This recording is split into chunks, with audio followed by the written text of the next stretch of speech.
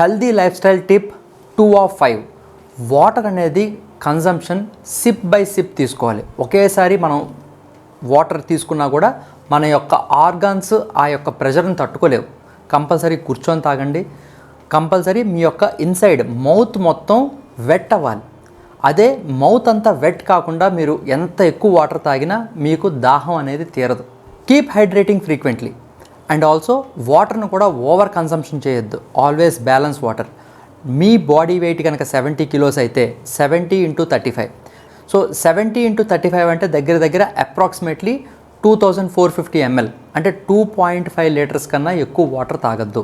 2 hours before going to bed water అనేది complete ఆపేయండి. So దీనివల్ల మీకు బెటర్ డైజెషన్ అవుతుంది.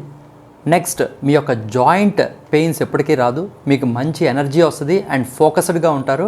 అండ్ మీ హార్ట్ హెల్త్ కూడా చాలా బాగుంటుంది.